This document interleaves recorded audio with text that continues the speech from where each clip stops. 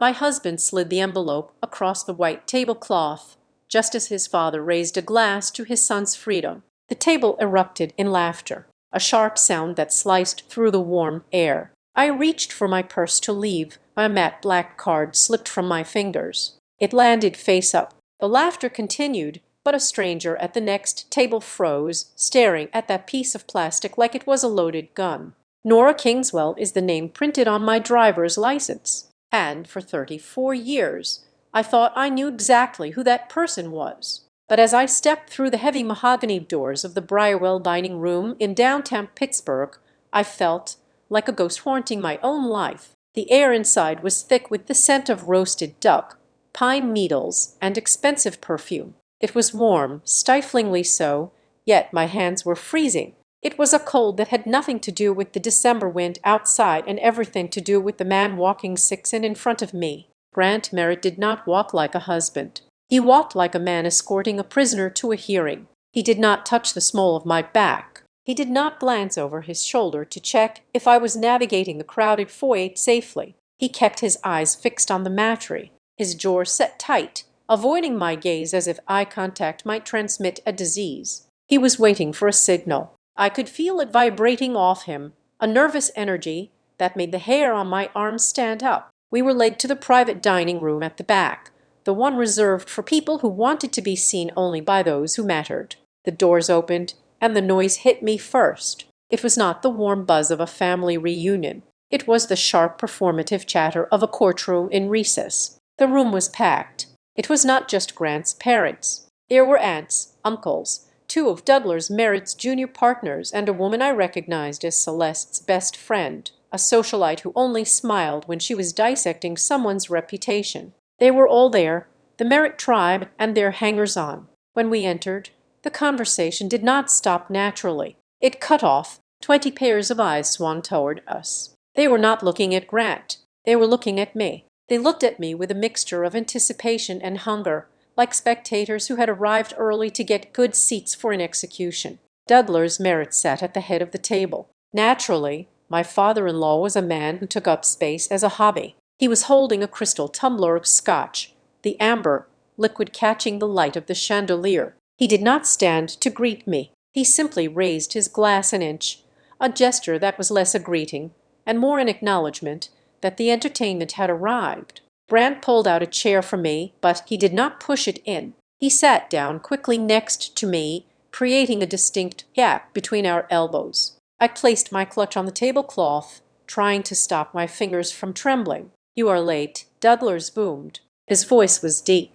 Practiced the voice of a man used to shouting over construction crews and boardroom objections. "Traffic on the bridge," Grant mumbled, looking at his water glass. "Always an excuse." Douglas laughed, but there was no humor in it. He looked at me then. It was a look I knew well. It was the way he looked at a quarterly report that showed a loss or a piece of machinery that had broken down and needed to be scrapped. He looked at me like I was an overdue invoice. The waiters began to circle, pouring wine, their movements synchronized and silent. I reached for my water, needing to swallow the lump in my throat. "So," a voice drifted from across the table. Celeste Merritt, my mother-in-law. She was wearing a dress that cost more than my father made in a year, and her smile was as sharp as a scalpel. "Nora, dear, we were just talking about careers. Are you still at that, what is it called? Stonebridge Compliance Bureau." She said the name of my workplace as if it were a disease she was afraid of catching. "Yes, Celeste," I said, keeping my voice steady. "I am still there." "Compliance," she sighed, turning to the woman next to her. "It sounds so tedious, doesn't it? Checking boxes, hunting for little mistakes." "It sounds adorable. Really, like something one does to pass the time." The table chuckled, a ripple of polite, cruel laughter. "It is necessary work," I said, though I knew it didn't matter. "We insure contracts, are legal. We protect companies from liability." "Liability?" Douglas interrupted, seizing the word. He leaned forward, his elbows on the table. "That is a good word. Liability. You know, Nora, in business, you have assets and you have liabilities. An asset adds value. A liability drains resources." He stared at me. The room went dead silent. The waiters froze against the wall. A man works hard to build a legacy. Dudlers continued, swirling his scotch. He builds it so his son can stand on his shoulders. He expects his son to marry someone who secures that legacy, not someone who lingers. My heart hammered against my ribs. This was it. This was the moment I had felt coming since we parked the car. Dad, Grant said. It was weak. A token protest. Quiet, Grant. Douglas snapped. He looked back at me. Women used to understand this. A woman marries for security. A man marries for lineage. But sometimes a bad investment is just a bad investment. I looked at Grant. Grant, what is he talking about? Grant did not look at me. He reached into the inside pocket of his blazer. The movement was stiff, rehearsed. He pulled out a white envelope. It was thick, legal size. He did not hand it to me. He did not offer it. He slid it across the white tablecloth. The sound of the paper moving over the starch was the loudest thing in the room. It stopped right next to my bread plate. Grant pulled his hand back as if the paper were hot. I looked at the envelope. Then I looked at the room. No one was eating. No one was drinking. They were all watching. Celeste was sipping her wine, her eyes gleaming over the rim of the glass. Tanner, my brother-in-law, was smirking, leaning back in his chair with his arms crossed. Go on, Dudlers said. His voice filled the room. Open it. Consider it a Christmas gift. My fingers felt numb as I reached for the flap. I did not want to open it. I wanted to stand up and run, but my pride, the stubborn pride I had inherited from a father who worked 2 jobs to keep the lights on, glued me to the chair. I would not let them see me run. I slid the documents out. The bold text at the top screamed at me. Petition for dissolution of marriage. I stared at the words. They didn't make sense. We had just bought a new coffee maker yesterday. We had discussed where to go for Easter break. Then I saw the signature. Grant's signature. It was already there. Thick black ink. I looked at the date next to the signature. December 10th. Today was December 24th. He had signed this 2 weeks ago. The realization hit me harder than the divorce itself. For 2 weeks, he had slept in our bed. He had eaten the dinner I cooked. He had let me buy him a new watch for Christmas, which was currently wrapped in gold paper sitting under the tree at home. He had lived a lie for 14 days just so he could deliver this punchline in front of an audience. I looked up. My eyes were dry. The shock was so total it left no room for tears. You signed this 2 weeks ago, I said. My voice was quiet, but in the silence of the room it carried. Grant finally looked at me. His eyes were cold vacant. There was no love there. There was not even hate. There was just nothing. It's done, Nora, he said. Just sign it. Don't make a scene. Don't embarrass yourself. Embarrass myself, I repeated. Christmas is a time for new beginnings, Dudlers shouted, raising his glass high. To my son, this year, I give you the greatest gift a father can give. I give you freedom. The room erupted. It wasn't a ripple of laughter this time. It was a roar. They laughed. They clink-kicked glasses. Tanner clapped his hands. Celeste let out a high musical laugh that sounded like breaking glass. They were laughing at the destruction of my life. They were laughing because they had won, and I was just the help being dismissed. I felt a heat rise in my cheeks, burning and violent. I was the joke, the whole dinner, the invitation, the dress I had bought for tonight. It was all part of the joke. I needed to leave now. I reached for my purse. My hands were shaking now, not from fear, but from a rage so pure it felt like poison. I grabbed the clasp of my clutch, fumbling for my phone to call a ride. I needed an Uber. I needed to be anywhere but here. I yanked the purse open. I pulled too hard. My wallet slipped. Things spilled out. A lipstick, my keys, and a card. It wasn't a credit card. It wasn't a bank card with a colorful logo. It was a matte black card made of heavy metal. It hit the tablecloth with a dull, heavy thud that sounded different than plastic.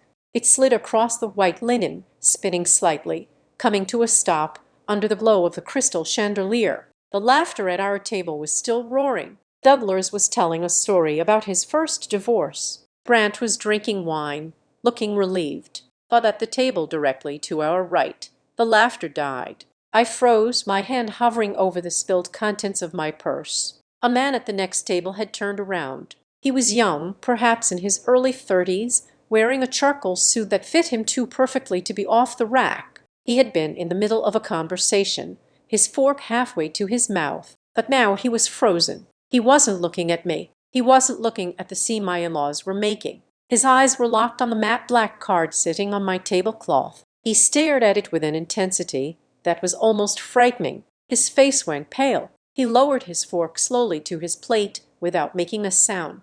It was the look of a man who had seen a ghost or a weapon. I looked at the card. The light caught the embossed letters on the front. No bank name, no expiration date, just a name and a symbol I hadn't thought about in 15 years. I looked back at the man. His eyes lifted from the card and met mine. He didn't look at me like I was the discarded wife of a mid-level logistics manager. He didn't look at me with the pity Celeste had shown or the contempt doublers wore. He looked at me with fear and awe. Why, the question hammered in my brain. That card was just a keepsake, a strange gift from an old woman in the woods of Pennsylvania. It had been in my wallet since the day I turned 18, untouched, unused, forgotten. How did a stranger in the most expensive restaurant in Pittsburgh know what it was? And why did he look like he was about to kneel? That matte black card sat on the tablecloth like a hole in the universe, absorbing the light from the crystal chandelier above. Looking at it, I was not in a high-end restaurant in Pittsburgh anymore. I was dragged back through the years, back to the feeling of grit under my fingernails and the smell of wet pine. I grew up on the edges of Erie, Pennsylvania. We were not poor in the way that makes the news. We were the invisible kind of struggling. We were the too much income for assistance, too little for comfort demographic. I learned early that the world was a ladder, and I was missing the bottom 3 rungs. While other girls in my high school class worried about prom dresses, I worried about whether my winter coat would survive another season or if the zipper would finally give up the ghost. I learned to be small. I learned to be efficient. I learned that if you made yourself useful enough, people might let you stay in the room, even if they never really looked at you. That mindset led me to Stonebridge Compliance Bureau. It was not a glamorous job.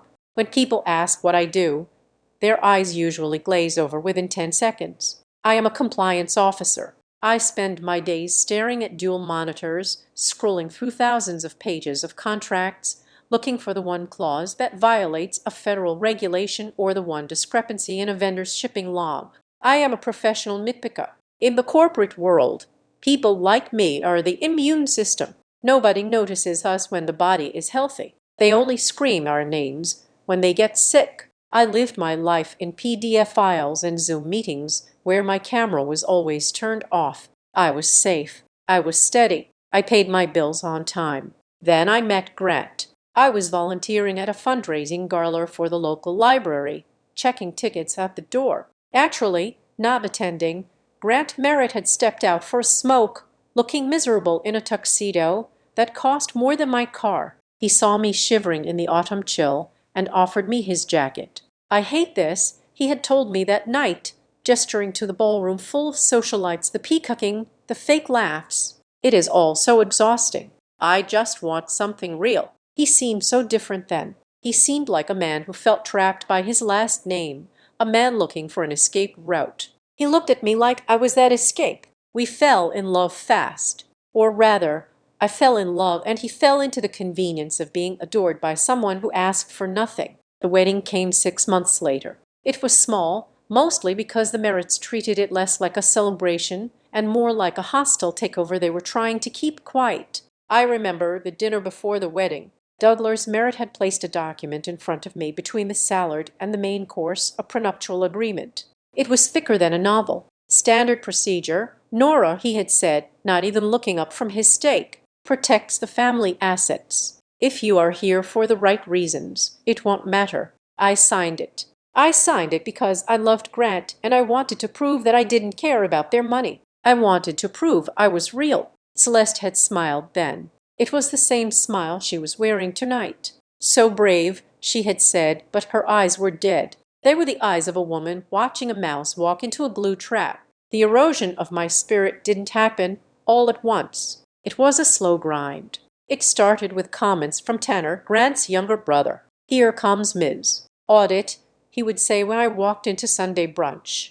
"Found any typos in the menu yet?" nor going to shut the kitchen down for a health code violation. He treated my career, my intellect, the very thing that put food on my table before I met Grant, as a quirky defect, as if being thorough was a lower-ass trait. Then Grant started to change. The man who claimed to hate peacocking began to obsess over it. Maybe don't wear that dress to the company mixer, he told me a year into our marriage. It looks a bit small. It's from Macy's, I had said. Exactly, he replied. He started suggesting I quit my job. It doesn't look good, Nora. My wife working in a cubicle farm, checking shipping manifests. It makes it look like I can't provide. It makes us look desperate. I resisted. I held on to Stonebridge because it was the only thing that was mine. But piece by piece, he chipped away at me. He made me feel that my value was no longer in my brain or my kindness, but in how well I could blend into his beige furniture.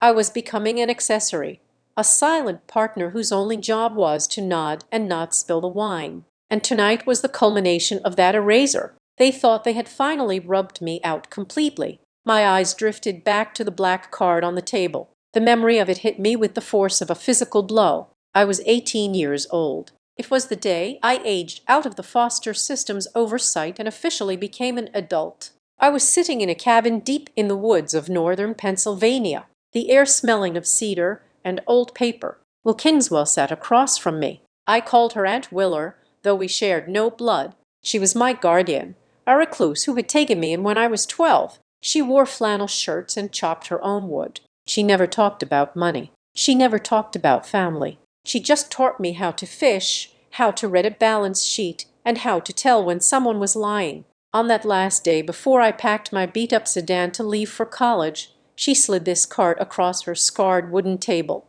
It was heavy, cold. It had no numbers on the front, just the name Kingswell Stewardship embossed in subtle relief. "Take this," she had said. Her voice was like dry leaves. "What is it?" I asked. "A credit card."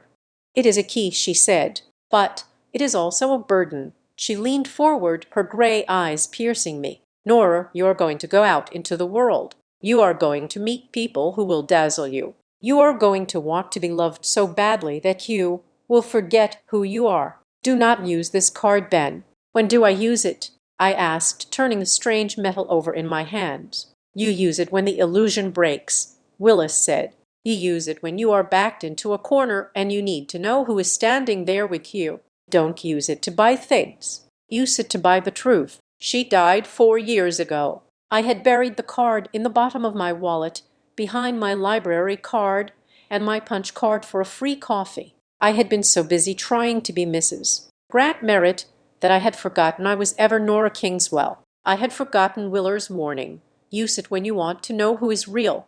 The sound of laughter from the Merritt table snapped me back to the present. It was a sharp, jagged sound. Dudlers was wiping tears of mirth from his eyes. Grant was looking at his phone, probably texting the woman he had likely been seeing for the last 2 weeks. They thought I was finished. They thought I was a girl from Erie who had flown too high and was now being sent back to the ground where she belonged. They expected me to cry. They expected me to beg. I looked at the card. Then I looked at the man at the next table. He was still staring at the black metal rectangle. His face was pale, his mouth slightly open. He looked terrified.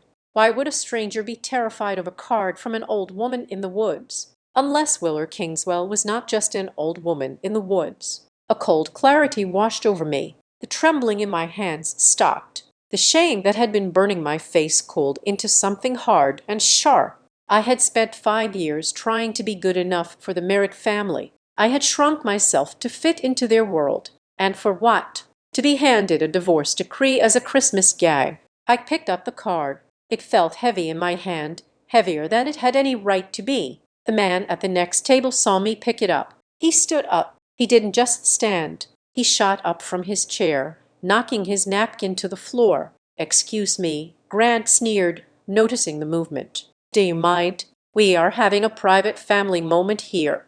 The stranger didn't even look at Grant. He was looking at me. He was waiting. I had a choice. I could put the card back in my purse, sign the papers, walk out into the snow and let the Merritts win. I could go back to being the invisible girl from Erie, or I could find out what Willer meant. I looked at Grant. I looked at the smug satisfaction on Celeste's face. "I am not signing anything," I said. Grant rolled his eyes. "Nora, don't be dramatic. You don't have the money for a lawyer who can fight this." "I am not talking about the divorce," I said softly. I turned the black card over in my fingers. "I am talking about the bill." The silence in the restaurant was heavy, but the noise in my head was deafening. It was the sound of puzzle pieces slamming together, locking into a picture I should have seen weeks ago. Looking back, the trap had been set with terrifying precision. It did not begin tonight with a divorce decree on a tablecloth. It began exactly 30 days ago with a sudden suffocating blanket of kindness.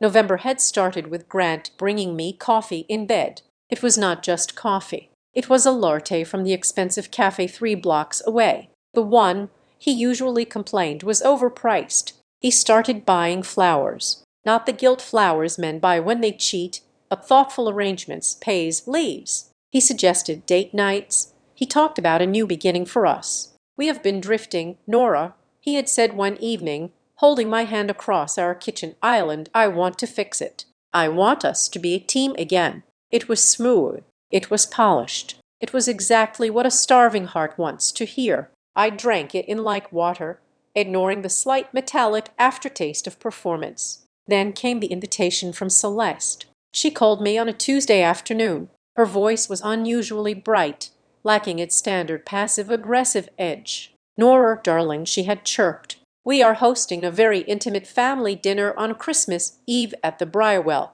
just us and the partners. It is important you are there. We want to show a united front to the investors." A united front. That was the phrase that stuck. It implied I was part of the formation. It implied I was inside the fortress, not the enemy at the gate. I agreed. Of course, I thought I was finally passing the test. I was wrong. I was not being invited to the table to eat. I was being invited because I was the menu. The first crack in the facade appeared 2 weeks ago. It was 2:00 in the morning. My phone buzzed on the nightstand. I am a light sleeper, a habit from my years in foster care where you learn to wake up at the sound of footsteps. I rolled over and squinted at the screen. It was a notification from our insurance provider. One-time password for account access. 49,221. I sat up. Why would anyone be accessing our life insurance policy at 2:00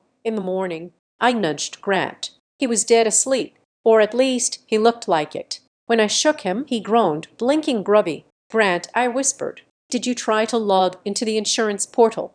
"But," he mumbled, burying his face in the pillow. "No, go back to sleep, Nor." "I just got an OTP code," I insisted. "Someone is trying to get in." He rolled over, sighing with exaggerated patience. "It is probably a system glitch. They run updates at night. You are paranoid, Nor. It's your job. You see fire where there is just smoke." He made me feel small. He made me feel irrational. So I went back to sleep. But the next day at Stonebridge Compliance Bureau, the unease sat in my stomach like a stone. I was at my desk, surrounded by the hum of servers and the click of keyboards. I was reviewing a batch of vendor contracts for a mid-sized construction firm we audited. It was routine work, dull, safe. Then a file crossed my queue. It shouldn't have been there. It was flagged by the automated system because of a conflict of interest marker. I opened it. It was a lease agreement for a massive warehouse complex in the Strip District. The lay was Merit Logistics. My heart jumped. France company. I shouldn't have looked. I should have recused myself immediately. That was the protocol. But the compliance officer in me, the part of me that Aunt Willard taught to look for the rot under the floorboards, made me scroll down. It was a standard lease, except for the guarantor clause. The primary guarantor was Douglas Merritt. It wasn't Grant. It was a digital signature, nor K. Merritt.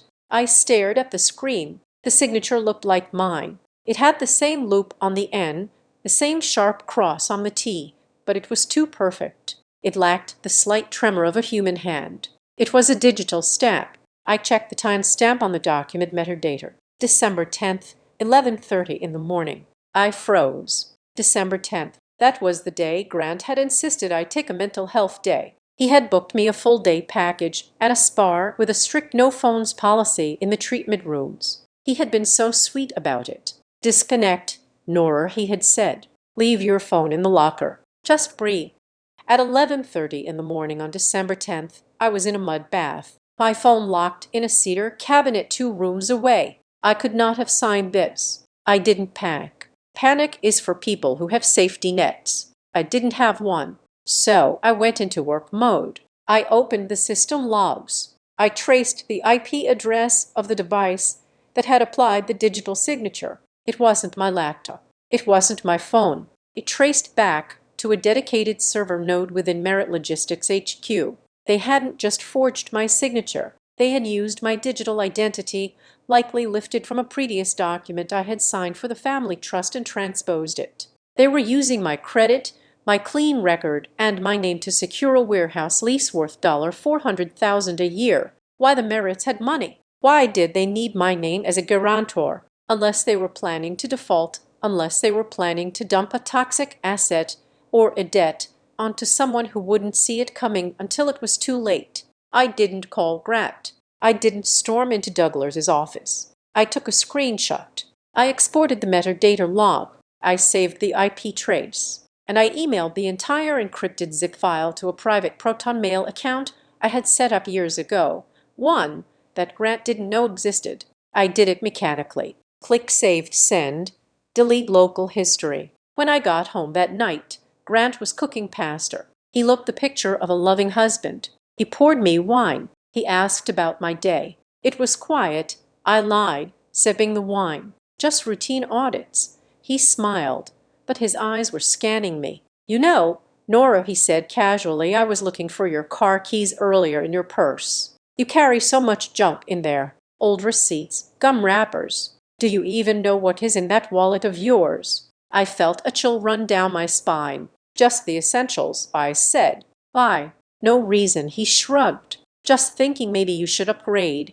Get something smaller, sleeker, get rid of the clutter. He wasn't talking about my wallet. He was talking about me. He was checking to see if I was paying attention to my own life. He wanted to know if I had noticed anything missing or anything added. The final tumblers of the lock clicked into place 3 nights ago. I was in the guest bathroom, the one we rarely used, looking for a fresh towel. The vent in there connected directly to Grant's home office down the hall. It was an acoustic quirk of the house he had never noticed. But I heard his voice, low, urgent. It is all lined up. Yes. No. She has no idea. I stood on the bath mat holding my breath. The lease is active. Grant said the liability is entirely in her name. Once she signs the divorce papers, the hold harmless clause in the prenup won't cover this because the debt was incurred during the marriage. But the default will happen after. It is a loophole. Dad, it is brilliant. Of course. I know. Grant laughed. It was a cruel sound. She will sign. She is soft. She thinks we are fixing things. Christmas is the perfect distraction. We hit her with the papers at dinner, embarrassed her enough that she just wants to escape, and she will sign anything just to get out of the room. I backed out of the bathroom. I went into the bedroom and lay in the dark. I didn't cry. I think I had run out of tears years ago. Instead, I felt a strange cold clarity. They weren't just divorcing me. They were framing me. They were setting me up to be the fall guy for a massive financial failure.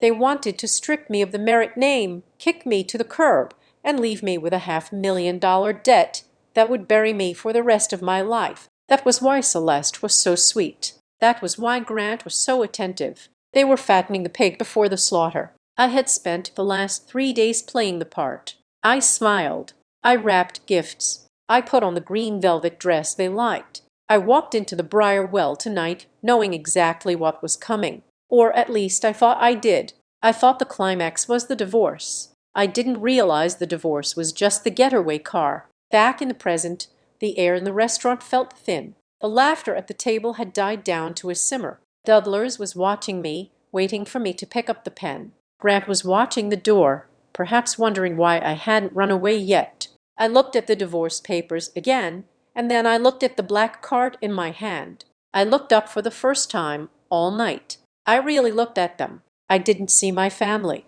I didn't see my husband or my in-laws. I saw subjects. I saw Dudlers sweating slightly at the temples, tapping his finger against his glass, a sign of anxiety I had seen him do when the market dipped. I saw Celeste, her smile fixed, but her eyes darting toward the kitchen, checking the time. She was on a schedule. This had to be done before the dessert course. I saw Tanner scrolling on his phone, probably checking the stock price of Merit Logistics, waiting for the bump that would come when they offloaded their bad debt onto me. And I saw Grant, my husband, the man who had vowed to protect me. He was looking at his father, seeking approval like a dog waiting for a treat. They weren't powerful titans of industry. They were grifters in expensive suits. They had built a trap wrapped in velvet, and they were so arrogant. They thought I was too stupid to see the bars. But they had made one mistake. They thought they were dealing with Nora, the compliance officer, the quiet girl who checked boxes.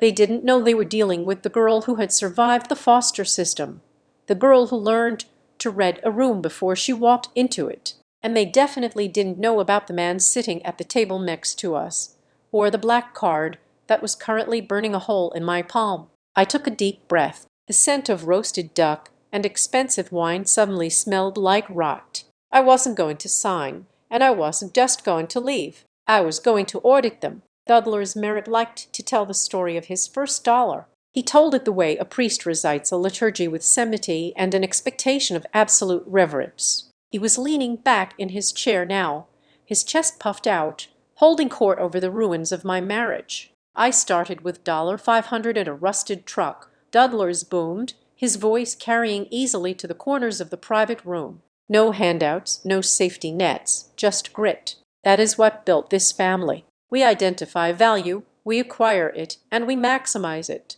It is a simple formula. He swirled his scotch, the ice clinking against the glass like a gavel. Then he turned his heavy-lidded eyes toward me. It was not a casual glance. It was a cross-examination. But the inverse is also true, he said, his voice dropping to a conspiratorial growl. We identify dead weight and we cut it. Tell me, Nora, in that little compliance job of yours, what happens to an asset that stops yielding a return? The table went quiet. They knew the answer. They just wanted to hear me say it. It gets written off, I said, my voice steady despite the cold knot in my stomach. Exactly. Dudlers smiled, showing too many teeth. Written off liquidation. The cruelty was breathtaking. They weren't just discarding me. They were turning it into a lesson on economics.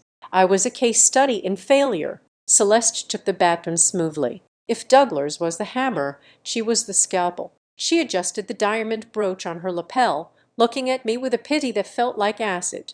Now, Dudlers, be gentle, she chided softly. Nora has different priorities. That is the problem, isn't it? She turned to me, tilting her head. We were just saying the other day, Nora, that a man of Grant's trajectory needs a certain kind of partner, someone available, someone who understands that her career is secondary. She paused, taking a sip of wine. Are you still planning to keep that job at Stonebridge? Really, it seems so petty to cling to a paycheck when Grant is closing deals worth millions. Unless, of course, you don't feel secure in your position here. I like my work, I said. It matters. It matters to who? Tanner, my brother-in-law, chimed in. He was peeling the label off his beer bottle, smirking. Come on, Nora. Entertain us. What was the big win of the week? Did you catch someone using the wrong font on a shipping label? Did you save the world from a misplaced comma? I caught a regulatory breach that would have cost a client $2 million in fines, I said.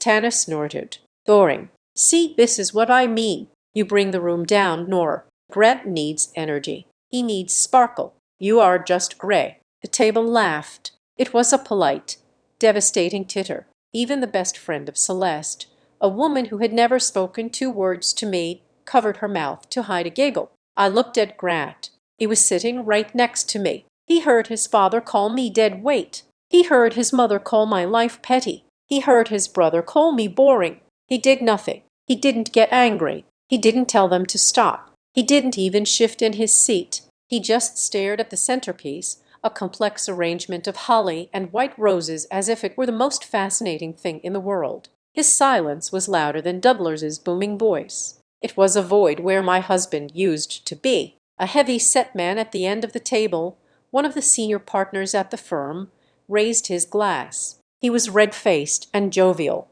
clearly 3 drinks into Grat.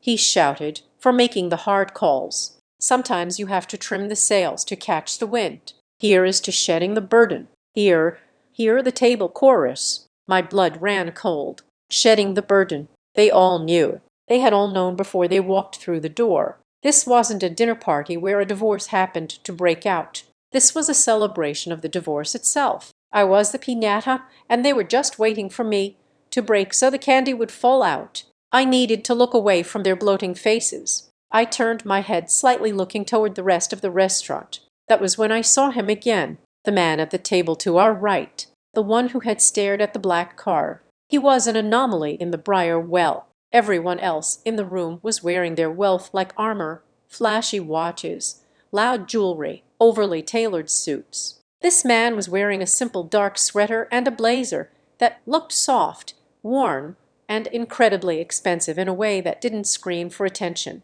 He wasn't eating. He was leaning in, speaking in low, intense tones to an older man sitting across from him. A man with a briefcase open on the chair next to him, a lawyer. The young man wasn't laughing. He wasn't looking at his phone. He was looking at our table. His gaze flickered from Dudlers to Grant and then landed on me. It wasn't the leerous look of a stranger at a bar. It was a look of assessment, calculation. He looked like he was taking notes on a crime scene. My purse vibrated against my hip. I pulled my phone out under the table, desperate for a distraction. A notification from my bank. Alert request to change statement. Billing address received. New address. 4400 Industrial Way. Sweet.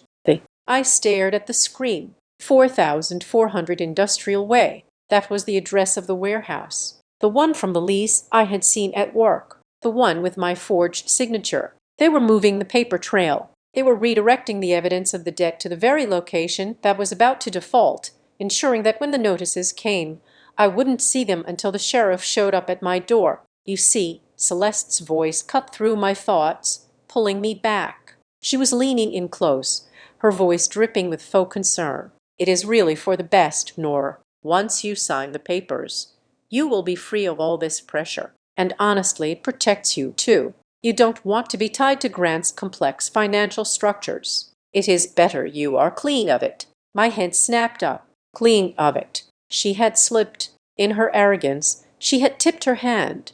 She was trying to frame the divorce as a way to save me from financial trouble, which was the exact opposite of the truth. They needed the divorce to isolate the debt on me. If we stayed married, the debt was marital. If we divorced and I signed the waiver they had undoubtedly hidden in that stack of papers, the debt became mine alone. What financial structures? I asked, my voice sharp. Celeste blinked, her smile faltering for an instant before recovering. Oh, just business, dear. Things you wouldn't find interesting. Compliance matters. She laughed at her own joke. Dudlers slammed his hand on the table, signaling the end of the discussion. Enough chatter, he declared. Let us handle the logistics, Nora. The house on Highland Avenue is strictly speaking a Merritt family asset held in the trust. Since you are no longer part of the family effective immediately upon signature, we will expect you to vacate. He paused for effect.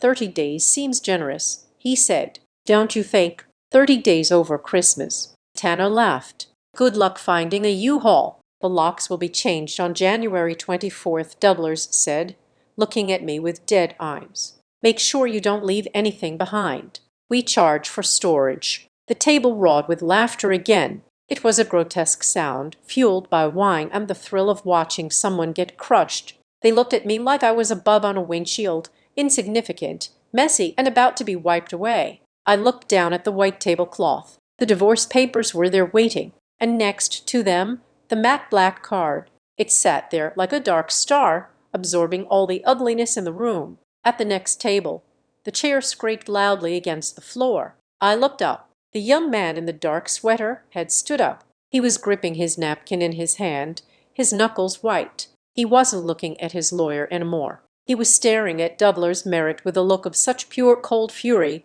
that it almost lowered the temperature in the room. He looked like he couldn't sit still for 1 second longer. He looked like a man who was about to intervene in a mugging. Grant didn't notice him. Grant only cared about one thing. He reached into his pocket and pulled out a pen. It was a Mont Blanc, heavy and black with a gold tip, a gift I had bought him for his promotion last year. He uncapped it. He didn't hand it to me. He pushed it across the table, sliding it until it hit the divorce papers. "Sign it, Nora," he whispered. His voice was assent. I looked at the pen. I looked at the papers. I reached out and took the pen. The metal was warm from his hand. "Do it," Douglas commanded. "End it." I held the pen over the signature line. I could feel their eyes on me. They were holding their breath, waiting for the capitulation, waiting for the victory lap. I looked at the X where I was supposed to sign away my life. Then I looked at the X where Grant had already signed, and I remembered the digital signature on the warehouse lease. I gripped the pen tighter. I didn't lower it to the paper. I held it in the air, suspended. "No," I said. It was barely a whisper, but in the sudden silence of the room, it sounded like a gunshot. The Mont Blanc pen hit the tablecloth with a soft, final thud. It rolled an inch and stopped against the rim of my bread plate. I did not sign. I looked at the ink on the paper, the sharp, jagged lines of Grant's signature, and then I looked up at him, the man I had shared a bed with for 5 years, the man whose socks I picked up, the man whose coffee order I knew better than my own name. "You signed this 2 weeks ago," I said. My voice was not loud, but it cut through the murmurs of the room like a razor. "You signed this on the 10th, the day you sent me to the SPAR. You kissed me goodbye that morning, told me to relax, and then you came here and signed papers to erase me." I paused, waiting for him to flinch. He didn't. "So what is tonight, Grant?" I asked, my voice rising just enough to vibrate the crystal wine glasses. "If the legal part is done, what is this dinner?" "A public execution." "Did you need an audience to feel brave enough to dump me?" Grant finally looked me in the eye. He didn't look ashamed. He looked annoyed. He looked like a man who had paid for a service and was irritated that the delivery was taking too long. "You don't belong here, Nora," he said. He spoke clearly, ensuring everyone at the table could hear. "You never did. You try too hard. You wear the wrong things. You say the wrong things. Being with you is exhausting." He took a sip of his wine, then set the glass down hard. "You make me feel small," he said, "and I am tired of feeling small in my own life." There it was, the truth. It wasn't that I was inadequate. It was that I was too real. I saw him. I saw the insecurity behind the expensive suits. I saw the fear behind the arrogance, and he hated me for it. The table erupted in a low murmur of approval. "Well said, son," Douglas boomed. He leaned forward, his face flushed with scotch and victory. "You hear that, girl? You are a mismatched part, a wrong cog. Who do you think you are to step into the Merritt family? You thought you could just marry up and ride the elevator to the penthouse." He laughed, a wet, rattling sound deep in his chest. "Christmas is a time for truth," Douglas sneered. "And this year, we are gifting you reality." The laughter started again. It rippled around the table, synchronous and cold. It wasn't the laughter of joy. It was the laughter of the pack. They were laughing because they were safe and I was out in the cold. They were laughing to solidify their ranks. They were laughing because they had the money, the power, and the lawyers. And I had nothing but a dress from Macy's and a stunned expression. I felt something break inside me, but it wasn't my heart. It was the tether, the invisible rope that had bound me to their approval, to their rules, to their desperate need for validation. It snapped. The pain that had been crushing my chest a moment ago evaporated. In its place came a cold, hollow clarity. It was like stepping out of a burning house into a blizzard. The heat was gone. The fear was gone. There was only ice. Celeste leaned in. Then she sensed the shift. Perhaps she was the most dangerous of them all because she paid attention. "Nora," she purred, her voice dripping with poisonous honey. "Be reasonable. Make this easy. Sign the papers. Save yourself the embarrassment of a contest you cannot win. If you walk away quietly, we can ensure stability." She paused, letting the word hang there. "We know how much you value that little job at Stonebridge," she continued, her eyes narrowing. "It would be a shame if things became difficult for you there. Reputation is such a fragile thing in the compliance world, isn't it? My blood turned to slush. They weren't just kicking me out. They were threatening to burn the bridge I stood on. They were threatening my livelihood, my ability to feed myself, the one thing I had built with my own two hands. They had crossed the line. They thought they were attacking a weak, dependent wife. They didn't realize they had just declared war on a survivor. I pushed my chair back. The legs scraped loudly against the floorboards. I am leaving, I said. Sit down, Douglas barked. We are not finished. I am, I said. I stood up. My legs felt strong. I am finished being your entertainment. I turned to the waiter who had been hovering in the shadows, looking terrified. Check, please, I said. For my portion only, one duck breast. One glass of water. Douglas roared with laughter. He slapped the table so hard the silverware jumped. She wants to pay, he shouted to the room. Did you hear that the charity case wants to pay? He looked at me, his eyes bulging with mirth. Can you afford it, Nora? Or are you going to put it on a credit card that Grant pays off at the end of the month? Oh wait, we canceled those this morning. He grinned. You have nothing. You are nothing. I reached for my purse. My movements were mechanical. I didn't look at him. I looked at the clasp of my bag. I intended to pull out my debit card. It had maybe $400 on it. Enough for the duck. Enough to leave with my dignity intact. But my hand was shaking with adrenaline. My fingers brushed past the plastic debit card and touched cold metal. I stopped. My fingers curled around the heavy matte surface. Use it when you want to know who is real. Will's voice echoed in my head, clearer than the laughter around me. I pulled the card out. I held it up. It wasn't the flashy gold or platinum cards the merits flashed like badges of honor. It was black, matte, absorbing the light. There was no bank logo, no chip visible on the front, just the embossed letters in silver Kingswell Stewardship. I looked at it for 15 years. I had been afraid of this card. I had been afraid of what it meant, afraid of the weight of it, of looking at Douglas's purple face, looking at Grant's weak chin, looking at Celeste's cruel smile. I wasn't afraid anymore. I wasn't paying for dinner. I was buying my way out of this hell. I tossed the card onto the table. It didn't slide. It was too heavy. It landed with a definitive clack right in the center of the tablecloth under the spotlight of the chandelier. Run it, I said to the waiter. The waiter stepped forward, hesitant. He reached for the card, but before his fingers could touch it, a shadow fell over the table. The laughter from the Merritt clan faltered. They sensed the intrusion. I turned my head. The man from the next table was standing right there, up close. He was taller than Grant. His face was not soft. It was angular, intense, and currently pale with shock. He wasn't looking at me with the disdain of the wealthy. He was looking at me with a desperate, searching intensity. He ignored Douglas. He ignored the waiter. He looked straight at me. Excuse me, he said. His voice was low, baritone, and steady, but there was a tremor of disbelief in it. The room went silent. Even Douglas shut his mouth, confused by the audacity of this stranger. The man took a breath, his eyes flicking down to the black card on the table and then back up to my face. Are you? He started, then swallowed. Are you Nora Kingswell? He didn't say Nora Merritt. He used the name I was born with, the name I had tried to hide, the name that was printed on the heavy black card. Grant stood up, his face twisting in annoyance. Hey, buddy, Grant snapped. We are in the middle of a private family dinner. Back off.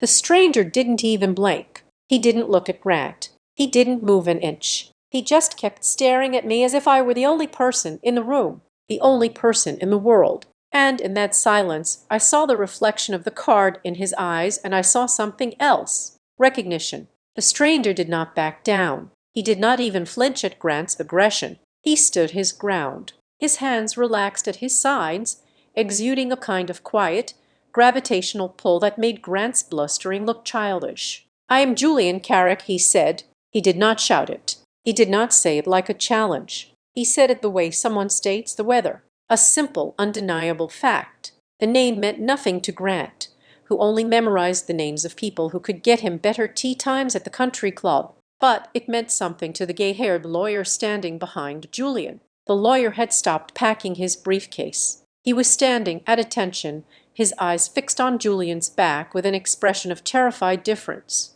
That body language told me everything. Julian Carrick was not just a rich kid causing a scene. He was the center of gravity in his own world. Julian took a half step toward me. He was close enough now that I could smell the faint, clean scent of sandalwood and rain on his coat. He lowered his voice, pitching it so that only I could hear him over the murmur of the Merrick clan. "That card," he said, his eyes flicking down to the matte black metal on the table and then back to my face. "It is very rare. I have seen one exactly like it only once in my life. It was in my father's private document vault, bolted to the floor of his study. My heart hammered against my ribs. Willer. My Aunt Willer, who wore flannel shirts and chopped her own firewood in a cabin that smelled of damp wool. What was her card doing in a billionaire's vault? Who is this clown?" Tanner sneered, standing up to join his brother. He looked at Julian with the disdain of a frat boy facing a math professor. "Hey, pal, you want attention? Go buy a billboard. This is a private party." "Waiter." Douglas roared. He waved his hand dismissively at Julian. "Get this man out of here. He is harassing my guests. And bring the bill for the lady. She is leaving." A waiter hurried over. Looking flustered, he reached out to guide Julian away, his hand hovering near Julian's elbow. Julian did not look at the waiter. He did not look at Douglas. He kept his eyes locked on mine as if asking for permission to proceed. I gave a microscopic nod. Julian turned his head slightly toward the waiter. "Do not touch me," Julian said. It was not a threat. It was an instruction. The waiter froze. "Go to the service station," Julian continued, his voice calm, precise, and terrifyingly authoritative. "Call the shift manager. Tell him that a stewardship key has been presented at table 4. The waiter blinked. "Sir, I do not know what that." "Just say the words." Julian cut him off. "Stewardship key. Go." The waiter looked at Douglas, then at Julian. The raw command in Julian's voice won. The waiter spun on his heel and ran toward the back of the house. I looked at the table. I saw the reaction. Douglas looked confused, his face purpling with indignation. Tanner was rolling his eyes, mouthing the word psycho to his girlfriend. Grant looked bored, checking his watch as if calculating how much longer this inconvenience would last. But Celeste, my mother-in-law, was sitting perfectly still. Her wine glass was halfway to her mouth, but her hand had stopped. Her knuckles were white. For a single second, the mask of the haughty socialite slipped. Her eyes were wide, fixed on the black card with a look of pure, unadulterated recognition and fear. She knew. She knew exactly what that card was. She looked up and caught me watching her. The color drained from her face. She set her glass down. Too hard. Wine sloshed over the rim, staining the white tablecloth red like a fresh wound. "Grant," Celeste whispered. Her voice was strained. "Grant, get the card." Grant looked at her, confused by the urgency in her tone. "But at the card from her." Celeste hissed. Down Grant sighed. The beautiful sun once again. He turned to me, putting on his best condescending smile. It was the smile he used when I didn't understand a joke, or when I wore the wrong shoes. "Okay, Nora," he said, reaching out. "Enough is enough. You are making a scene. Give me the card. I will pay your bill and you can just go. Don't make this worse than it already is." His hand came toward me. His fingers were manicured, soft. He was going to take the last thing I had. He was going to take Willer's gift, probably hand it to the waiter to humiliate me when it was declined, and then laugh about it later over brandy. My hand moved before. I made the conscious decision. I snatched the card off the table. The metal was cold against my palm. I pulled it to my chest, recoiling from him. "Don't touch it," I said. "Nora, stop acting like a child." Grant snapped, his patience evaporating. He stepped closer, invading my space. "You are embarrassing yourself. You are embarrassing me. Just hand it over before security comes and drags you out." He reached for my wrist. A hand shot out and intercepted Grant's arm. Julian Carrick didn't grab Grant. He simply placed his hand on Grant's forearm, a barrier as solid as a steel beam. "Do not touch her," Julian said. Grant ripped his arm away, his face flushing red. "Excuse me, this is my wife. I will do what I want." "Who do you think you are?" "She is your wife?" Julian asked. He looked at the divorce papers scattered on the table. Then he looked at the 40 people staring at us. "Funny, From where I'm standing, it looks like you just divorced her in front of an audience for sport." Grant stammered, caught off guard. "That is a private matter. You made it public." Julian said, his voice was like ice. "You just tried to destroy her life, as a dinner theater performance. You asked if she is making it worse. How exactly does it get worse than what you just did?" Grant opened his mouth, but no sound came out. He looked at his father for backup, but Doublers was staring at the kitchen doors. The double doors swung open. It wasn't a waiter this time. It was a man in a black suit. He was older, with silver hair and the serious demeanor of a man who managed crisis, not just reservations. I recognized him. It was Mr. Vance, the general manager of the Briarwell. I had seen him only twice before, usually greeting senators or visiting celebrities. He walked straight to our table. He didn't look at Doublers. He didn't look at the mess of spilled wine or the divorce papers. He looked at the black card in my hand. He stopped 2 feet away and bowed. It wasn't a nod. It was a bow. "Madam, Mr. Vance said." His voice was hushed. "I was informed a stewardship key was presented." Douglas sputtered. "Vance, what is the meaning of this? I want this man removed, and I want this woman's bill settled immediately. She's disturbing my guests." Mr. Vance did not even turn his head toward Doublers. He ignored one of the wealthiest men in Pittsburgh, as if he were a noisy background appliance. "Madam, Mr. Vance repeated, his eyes locked on mine. "Do you wish to initiate the verification protocol here at the table, or would you prefer a private environment?" The room went dead silent. The phrase verification protocol hung in the air. It sounded military. It sounded serious. It certainly didn't sound like paying for a duck breast. I looked at the card in my hand. Then I looked at Celeste. She was trembling. She was pressing a napkin to her lips,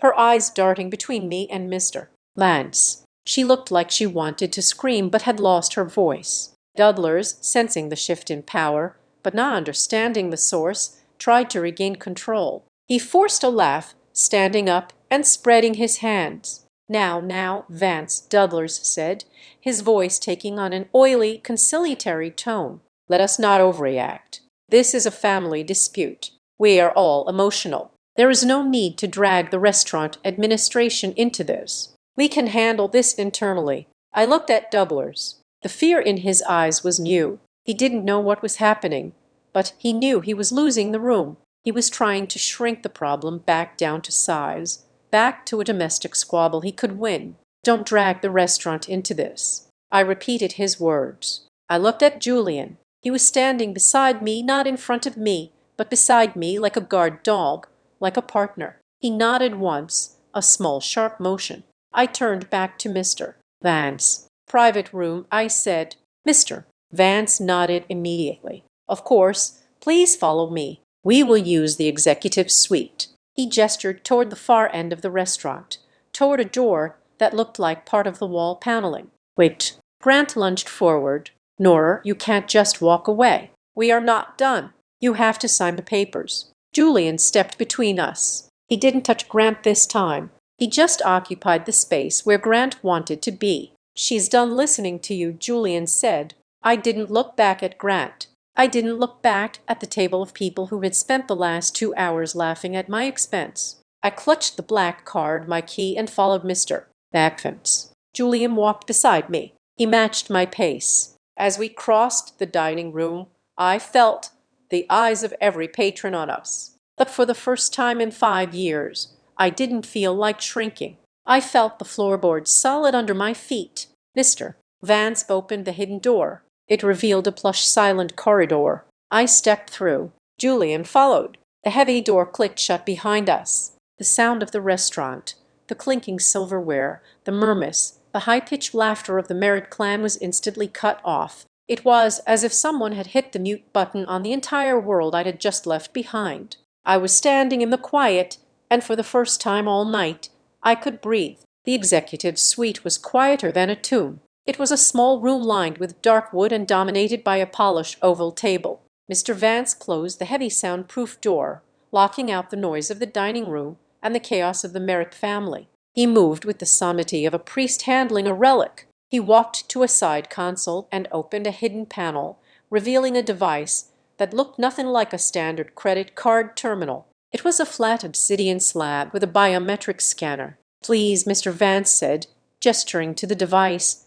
"Place the key in the center." I placed the matte black card on the glass. It didn't beep. A soft blue light pulsed from beneath the surface, scanning the physical structure of the metal itself. "MS. Kingswell." Mr. Vance set his back to me as he typed into a terminal. "For security, I must ask you 2 questions to verify the stewardship. These are answers only the keyholder would know." I nodded, my throat tight. "Go ahead." "Question 1," he said. "What is the inscription on the stone fireplace in the cabin at Blackwood Ridge?" A chill ran down my spine. I hadn't thought of that fireplace in years. I closed my eyes, picturing Willer sitting in her rocking chair, the fire crackling. "It says Veritas ante pacem," I whispered. "Truth before peace," the machine chimed softly. "Correct, Mr. Vance said. "Question 2. On your 18th birthday, what did Willa Kingswell serve for dinner?" I smiled, a sad, broken ghost of a smile. "Venison stew and a store-bought cupcake with blue icing." The machine chimed again, this time a long, harmonious tone. On the wall, a large screen flickered to life. The logo of the law firm appeared sterling. "Alloway Associates." "Identity verified, Mr. Vance said." He turned to me, his face showing a mixture of relief and profound respect. "Welcome home, Madam Stewart." "I don't understand," I said, sinking into one of the leather chairs. "What is happening? What is this card?" Julian Carrick stepped forward. He had been standing by the door, silent, watching the process with intense fascination. "It is a master key," Julian said, "to the Kingswell Legacy Trust." I looked at him. "How do you know that?" "Because my father is Silas Carrick," Julian said. I blinked. Silas Carrick, the tech magnate, the man whose software ran half the servers in the world. 3 years ago, Julian continued, his voice low, "my father tried to buy a massive tract of timberland in northern Pennsylvania for a data center project. He offered $40 million. The offer was rejected, not by a person, but by a blind trust. We tried to find the owner to negotiate, but we hit a wall. All we found was a name Kingswell and a rumor about a missing heir who held the stewardship key." He looked at the card on the scanner. "We thought the heir was a myth," he said. "We thought the assets were frozen in legal limbo until tonight. When I saw that card drop on your table, I realized the heir wasn't missing. She was just waiting." The screen on the wall shifted. A live video feed connected. A woman with silver hair and sharp glasses appeared. She was sitting in an office that looked like it was in New York or London. "M. Kingswell," the woman said. Her voice was crisp. "I, Adelina Sterling. I have been the custodian of the trust since Willer's passing. We have been waiting for the signal." "Willer left me nothing," I said, my voice shaking. "She left me a cabin and a few thousand for college." "That was it." "Willer left you everything," Elena corrected, "but she added a dormancy clause. She stipulated that the stewardship could not be activated until you presented the key voluntarily. She wanted you to live a normal life. She wanted you to know the value of a dollar earned by sweat before you had access to dollars earned by interest." Elena looked down at a file on her desk. "The Kingswell Legacy Trust holds significant assets in real estate, timber, and conservation land," she said, "including the building you are currently standing in." I froze. "At the Briarwell dining room," Elena said calmly, "and the entire historic building it occupies. It is owned by the trust. You are the landlord, MS. Kingswell." The room spun. I gripped the armrests of the chair. The Merritt family had brought me here to humiliate me. Dudlers had boasted about his influence, and the whole time they were eating in a building that belonged to me. "Wait," I said, my mind racing. "If I own the building, then who are they paying?" "We lease the operation to a management group," Elena explained. However, looking at the transaction logs for tonight's event, "This is interesting," she typed something on her end. The private event for the Merritt family was not booked through standard corporate channels. It was booked through a shell company called Blue Heron Ventures. The invoice is being paid on a deferred schedule. Blue Heron Ventures, I repeated. The name sounded familiar. Then it clicked. It was the name of the boutique consulting firm Celeste claimed She ran for charity tax write-ups. Celeste is paying herself, I realized aloud. She is charging Dudler's company for the event, funneling the money through her shell company and then delaying payment to the venue. It appears so, Elena said dryly. It is a minor embezzlement scheme, but telling Mr. Vance cleared his throat. Madam Stewart, Mr. and Mrs. Merritt are outside the door. They are demanding to see the manager regarding the intrusion of Mr. Carrick. I looked at Julian. He gave me a small nod. Let them in, I said. Mr. Vance opened the door. Dudler's Merritt stormed in, followed closely by Celeste. Grant was trailing behind them, looking like a lost puppy. This is an outrage, Dudler's bellowed. Vance, I want an explanation. Why are my wife and I being dragged into a back room while that intruder is still here? He pointed a shaking finger at Julian. Mr. Merritt, Mr. Vance said coolly. We are conducting a verification of ownership for the stewardship key presented by Ms. Kingswell. It is a mandatory protocol for the trust. Trust Dudler scoffed. But trust? The girl has nothing. She is a compliance officer from Erie. The Kingswell Legacy Trust, Julian said. He spoke the words slowly, letting them land like stones. Dudler stopped. His mouth hung open slightly. The color drained from his face. He knew the name. Anyone in Pennsylvania real estate knew the name Kingswell. It was the whale that never surfaced. That is impossible, Dudler whispered. The Kingswell lands are locked. There is no owner. There is now, Julian said. Celeste stepped forward. She was pale, but her eyes were sharp. She wasn't looking at me. She was looking at the screen where Elena Sterling was watching. This is a mistake, Celeste said, her voice tight. Moore is confused. She found an old card. It doesn't mean anything. Mrs. Merritt. Elena Sterling's voice cut through the air from the speakers. I am the primary counsel for the trust. I have just verified Miss Kingswell's biometric data. There is no mistake. She is the sole steward. Dudler looked at me for the first time. He didn't look at me with contempt. He looked at me with horror. You, Dudler stammered. You own the Timberlands, the mineral rights, and this restaurant, I said. You are trespassing in my house, Dudler's. Grant stepped forward. He looked frantic. He looked from me to the screen to his father. He saw the shift in power, and his instinct was to grab onto the life raft. Nora, Grant said, putting on a desperate smile. Matey, this is amazing. Why didn't you tell us, my God? The things we can do, the merger we can structure, this changes everything. He reached for my hand. We are husband and wife, Grant said, turning to the lawyer on the screen. These are marital assets. Pennsylvania is a common law state for equitable distribution. But given the duration of the marriage, stop, Julian said. He looked at Grant with pure disgust. Just stop. It is the law, Grant insisted, his voice rising. Whatever she has, half is mine. We are still married. Elena Sterling laughed. It was a dry, sharp sound.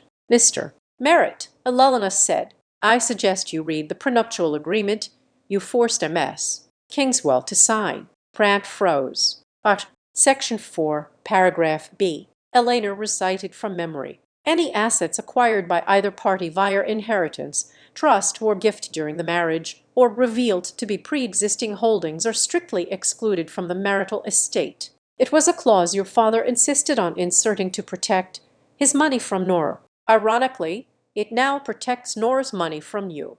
The silence that followed was absolute. Dudler looked like he was having a stroke. He had built the cage to trap me, and now he was locked inside it while I held the key. You have no claim, Elena stated. Not to a single penny. Julian looked at Celeste. You knew, he said softly. You knew what that card was when she dropped it. That is why you wanted Grant to take it. You wanted to destroy it. Celeste did not scream. She did not cry. She slowly smoothed the front of her dress. A small chilling smile played on her lips. So Celeste said, Nora is rich. Congratulations. That is a lovely fairy tale.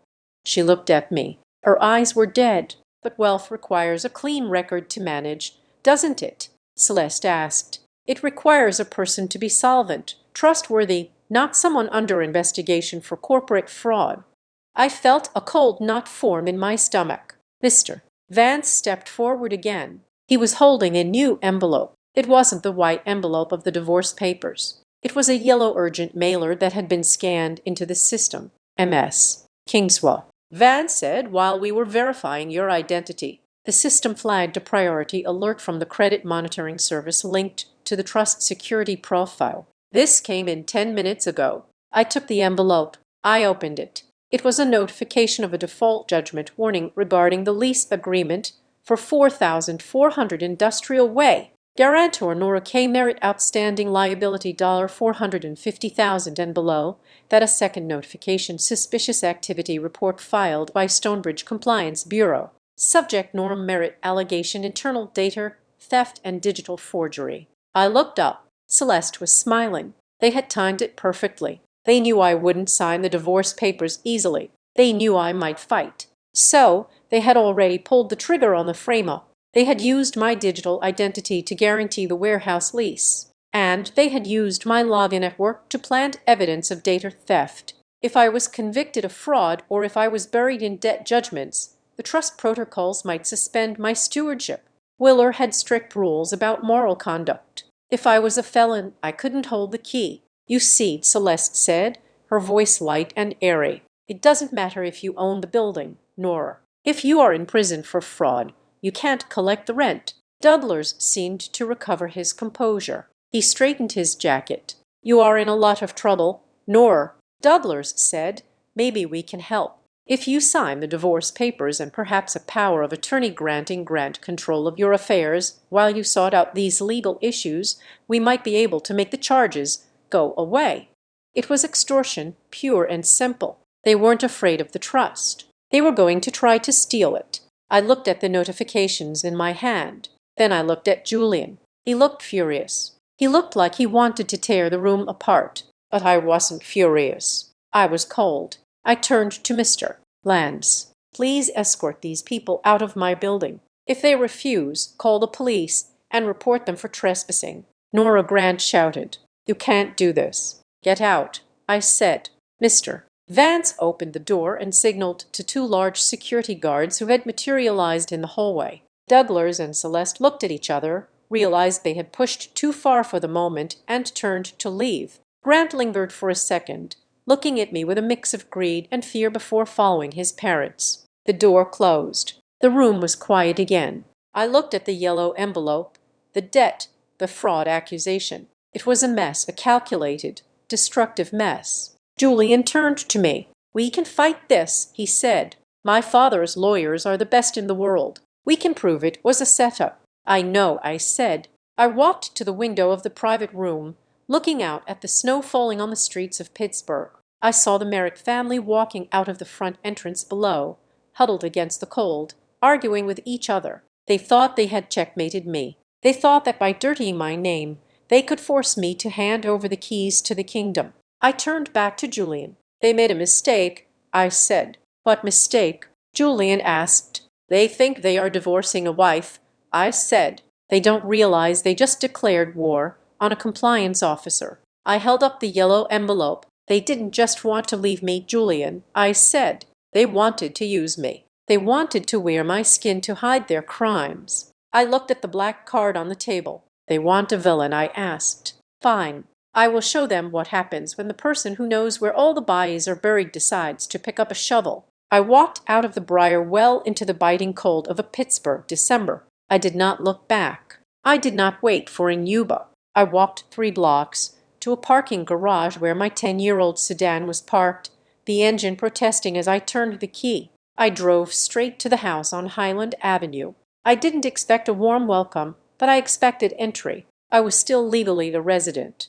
I still had rights. I was wrong. At 11:42 at night, I slid my key into the front door lock. It stopped halfway. I wiggled it, pulled it back, and tried again. It hit metal. They had not just changed the locks. They had rekeyed the entire cylinder. My phone buzzed. It was a text from Grant. Don't make a scene. You can coordinate with Tanner to pick up your boxes next week. Sleep at a hotel. I will deduct it from the settlement. I stared at the screen. The old Nora would have cried.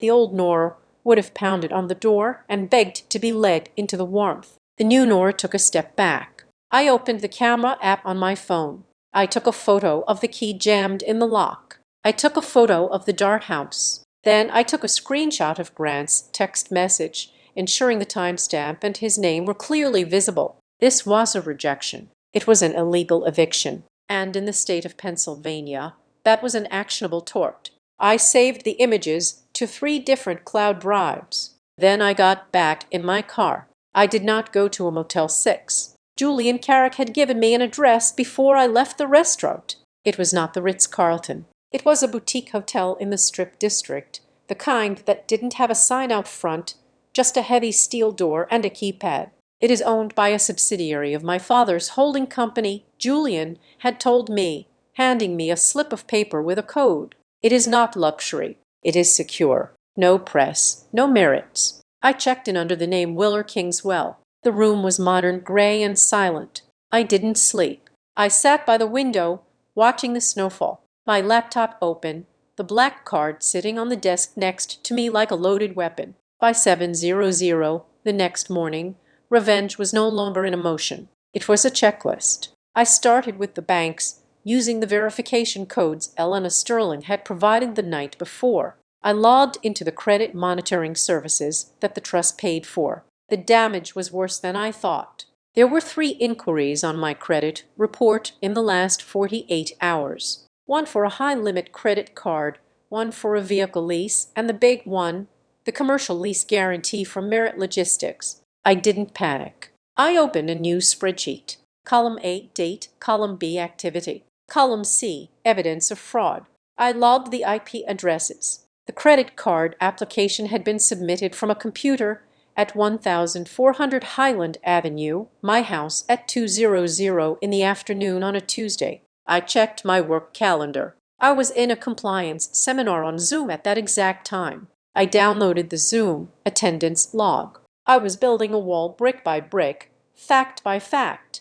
At 8:30, my personal phone rang. The screen said Stonebridge Compliance Bureau. I knew this call was coming. Nora, the voice of David, the HR director, was tight. "We need you to come in immediately." "I am not coming in today, David," I said, taking a sip of hotel coffee. "I am taking a personal day." "This is not a request, Nora," David said. "We have received a formal complaint regarding data mishandling. We have logs showing sensitive client files were transferred from your terminal to an external drive, specifically files related to Merit Logistics. This is a termination level event. We need to process your exit." They were fast. Celeste had called in a favor, or perhaps Dudlers had threatened to pull his business if they didn't cut me loose. They wanted me fired, discredited, and unemployable before I could even hire a lawyer. "David," I said, my voice calm, "listen to me very carefully.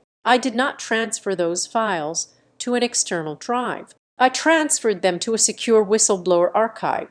Silence on the other end. The word whistleblower has a magical effect on HR directors. It stops them cold. "Excuse me?" David asked. I discovered that my digital identity was being used to forge commercial lease guarantees involving a client we audit. I said I found the discrepancy on the internal server. I preserved the evidence in accordance with the Sarbanes-Oxley Act regarding the reporting of financial fraud. If you terminate me today, you are firing a protected whistleblower in the middle of an active investigation. Do you really want Stonebridge to be named as a co-defendant in a retaliation lawsuit?" David stammered. "I didn't know that. The report said theft. The report came from the people committing the fraud." I said, "Check your server logs."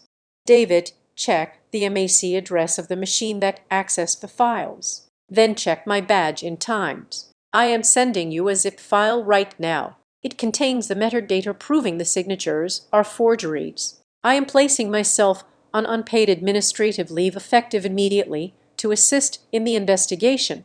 I hit send on the email I had drafted an hour ago. "I will wait to hear from legal," I said and hung up. I put the phone down. My hands were shaking just a little. I had just nuked my career, but I had bought myself time. They couldn't fire me now without an internal audit, and an audit was exactly what the Merits couldn't survive. A knock at the door made me jump. It was Julian. He looked like he hadn't slept either. He was wearing jeans and a black hoodie, holding 2 coffees and a bag of bagels. "Breakfast," he said, walking in, "and reinforcements." He set the food down and pulled a chair up to the desk. "I spoke to Billionaire Sterling. The trust lawyers have already filed emergency injunctions to freeze the Merit Logistics lease application. They are claiming identity theft. That stops the bleeding." "Good," I said. "But that is just defense. I need offense." Julian took a sip of coffee. He looked at me with those intense, calculating eyes. "Why are you helping me, Julian?" I asked. "I know your father wanted the land, but you stepped in front of a bus for me last night." "Why?" Julian set his cup down. "Because my father didn't just want the land for a data center. He wanted it because it sits on the border of a specific transport route." He opened his laptop and turned the screen toward me. It was a complex map of shipping lanes and logistics hubs in Pennsylvania. "We have been tracking a money laundering operation for 6 months." Julian said it flows through high-end charity galas. People buy tables for $50,000, donate auction items worth hundreds of thousands that don't actually exist, and the money gets washed through logistics contracts. He pointed to a red dot on the map. "Merit Logistics." Julian said, "They are the transport arm. They move the goods, which are mostly just paper trails, and clean the cash, but they hit a snag. To expand the operation, they needed a new warehouse hub. The only viable land was the Kingswell plot. But they couldn't buy it," I said, realizing the connection. "Right," Julian said. "The trust wouldn't sell. So they tried to bypass it. They leased the warehouse next to it, the one at 4400 Industrial Way, and they needed a guarantor with a clean record to secure the bonded status. They used you." "I was the firewall," I whispered. "And the bridge." "You were the side," Julian corrected. "If the feds looked too closely, the lease was in your name. The debt was in your name. Doublers and Grant would claim they were victims of a rogue wife who was trying to embezzle money. You go to jail. They keep the laundered cash." I felt sick. It wasn't just greed. It was a setup to send me to federal prison. "So," Julian said, leaning back, "we have a choice. I can hand this file to the FBI today. They will raid the offices. It will be over." But I asked. I knew there was a but. "But investigations take years," Julian said, "and the Merits have good lawyers. They might cut a deal. They might pin it on a mid-level manager. Doublers might walk away with a fine." He looked at me. "Or," he said, "we use the leverage you have now. We use the trust. We squeeze them. We let them think they can still win. Let them double down and wait until they commit the one mistake they can't hide." I looked at the snow falling outside. I wanted to scream. I wanted to see them in handcuffs. But Julian was right. Men like Doublers Merritt didn't go to jail because of justice. They went to jail because they ran out of money to pay for freedom. "We wait," I said. "We play the game." My phone buzzed again. It was an email from Billionaire Sterling. Subject: urgent. Emergency motion filed. I opened the attachment. It was a caught filing.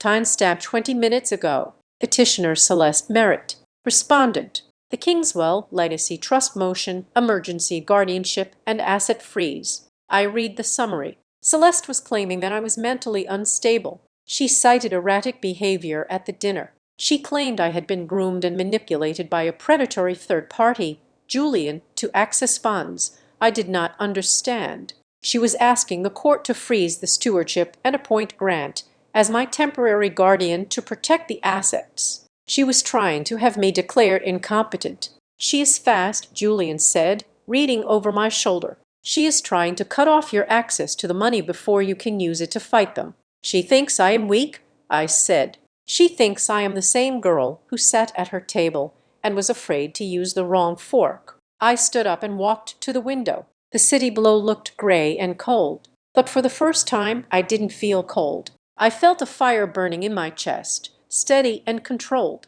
"She made a mistake in this filing," I said, pointing to a line in the affidavit where Celeste claimed she had witnessed my mental decline over months. "What mistake?" Julian asked. "She swore under oath that she has been watching me closely," I said, "which means if I can prove I was sane and competent during that time, say by performing complex audits at work that she claimed I was too stupid to understand.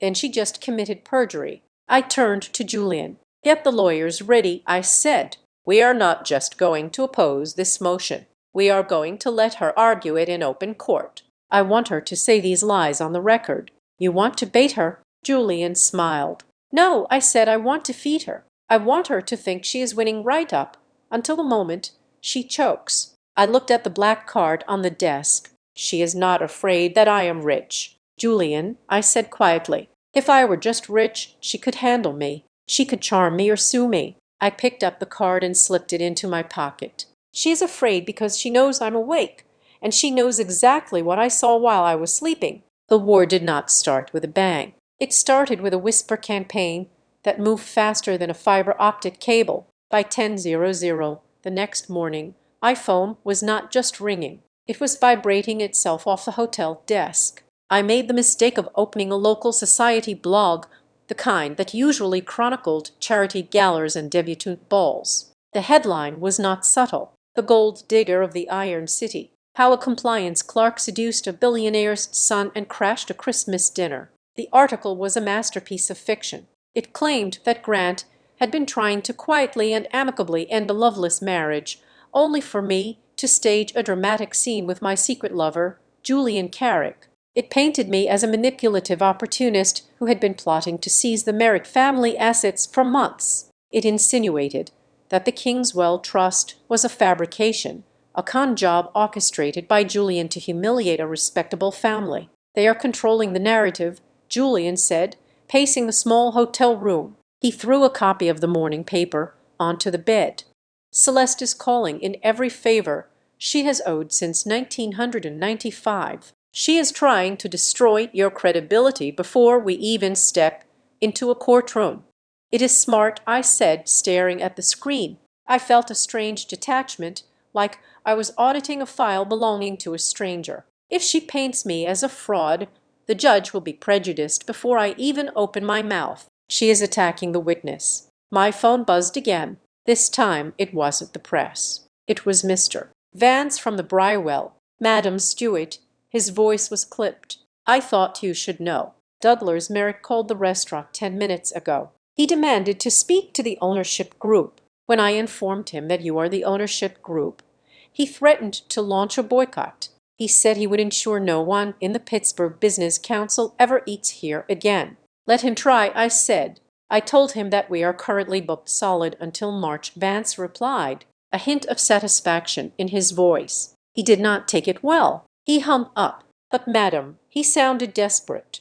A man with power does not make threats. He simply takes action. Mr. Merritt is making noise. Vance was right. Douglas was a paper tiger. He was used to bullying people who needed his money. He didn't know how to handle someone who owned the ground he was standing on. But while Douglas was blustering, Grant was maneuvering. An email popped up in my inbox. The subject line was simply, "Please read us." I opened it. Nora, it began. I know things got out of hand last night. My parents are intense, but you and we have 5 years of history. Don't let a stranger like Carrick poison your mind. I didn't want the divorce to be like that. I was pressured. Can we meet? Just the two of us. No lawyers. Let's figure this out. I miss you, Grant. The tone shift was enough to give me whiplash. 12 hours ago, I was exhausting and made him feel small. Now he missed me. He does not miss you, Julian said, raiding over my shoulder. He misses the access code. I know, I said, but look at the timestamp.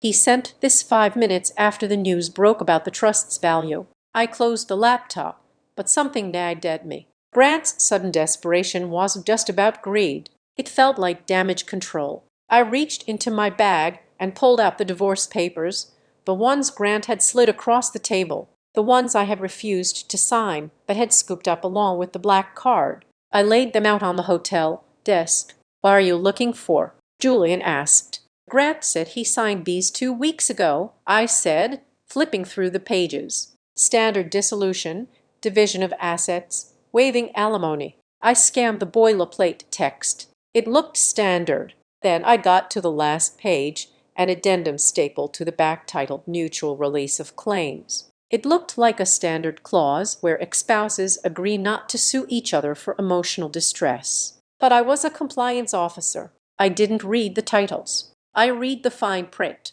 My fingers stop on paragraph 7. The undersigned party nor merit hereby irrevocably waives, releases, and disclaims any and all future interest in or right to control any assets held in trust, inheritance, or third-party stewardship that may have occurred prior to the date of execution, regardless of whether said assets were disclosed at the time of signing. I felt the blood drain from my face. "Julian," I whispered, "look at this." He leaned in, reading the legal jargon. His eyes widened. "They knew," he said. "They knew about the Kingswell Trust." "They didn't just know," I said, my voice shaking with rage. "This isn't a divorce decree. This is a robbery. This clause is specifically designed to target the stewardship. Third-party stewardship. That is not standard language. They knew I held the key. They didn't know if I knew how to use it or if I even knew what it was worth, but they wanted to make sure that if I ever woke up, I would have already signed it away." "Who drafted this?" Julian asked. I looked at the footer. "Blue Heron Legal Services." "Blue Heron," I said. "That is Celeste's shell company, the one she used to book the party." Julian walked over to his briefcase and pulled out a thick file folder. He tossed it onto the desk. "I have been digging into the corporate structure of Merit Logistics all night." Julian said. "We assumed Douglas was the heavy hitter. We were wrong. Douglas is the face. He shakes the hands, drinks the scotch, and makes the speeches. But look at the org chart." I opened the file. It was a maze of LLCs and holding companies. But all the arrows pointed to one entity, the Blue Heron Group. "Celeste," I said. "She is the CFO in everything but title." Julian said. "She structures the deals. She moves the money. She set up the money laundering scheme through the charity Garler. Douglas just follows orders. That is why she was so terrified when you produced the card. Douglas was afraid of losing face. Celeste was afraid of prison." It made perfect sense. The passive-aggressive comments, the charity work, the way she managed Grant like a handler. Celeste wasn't a bored housewife. She was a criminal mastermind hiding behind a string of pearls, and she was about to make her biggest move yet. My phone rang again. It was David from Stonebridge Compliance Bureau. "Nor," David said. His voice was different this time, less corporate, more frightened. "I got your email. I had it run the logs again, and I asked. You were right." David said the login that transferred the Merit files happened at 10:14 in the morning yesterday. The IP address traces back to a dedicated fiber line. "Let me guess," I said. 4400 Industrial Way. "Yes," David said, sounding stunned. "The Merit Logistics main server. And Nora, we checked the security camera footage from the office hallway here at Stonebridge. No one entered your cubicle, but the login used a remote admin key. A key that I keep on my keychain," I said, "which I left in my purse, which Grant had access to every night." "We are dropping the internal investigation," David said. "And Nora, we are filing a report with the FBI for corporate espionage. Someone used our system to commit fraud." "Thank you, David," I said. I hung up. We had the smoking gun. We had the timeline. We had the motive. I grabbed a notebook. I started drawing a timeline. December 1st, Celeste plans the Christmas dinner. December 10th, Grant sends me to the SPAR, uses my remote key to access Stonebridge, forges the lease guarantee. December 11th, Grant signs the divorce papers with the hidden waiver. December 24th, the dinner, the trap. It wasn't a marriage falling apart. It was a heist. They intended to steal my identity, to cover their debt, steal my inheritance to fund their lifestyle, and discard me like a wrapper. "We have them," Julian said. "This is enough for an indictment." "It is," I agreed. "But Celeste knows we are close. She will not wait for the FBI." As if on cue, an email arrived from Eleanor Sterling. The priority flag was red. Subject: emergency court order. Immediate action required. I opened the attachment. My stomach dropped. It was a writ from the Allegheny County Family Court. Temporary restraining order and emergency guardianship. Plaintiff Celeste Merritt on behalf of Grant Merritt. Defendant Nora Kingswell. Allegation: The defendant is suffering from an acute mental health crisis evidenced by erratic public behavior, delusions of grandeur, and susceptibility to undue influence by criminal elements. Julian Carrick. The plaintiff requests an immediate freeze of all assets held by the defendant, including the Kingswell stewardship and the appointment of a temporary guardian to prevent the dissipation of family assets. She found a judge, Julian said, his voice low and dangerous. Judge Hellaway. He plays golf with doublers. Can she do this? I asked. If the judge signs it.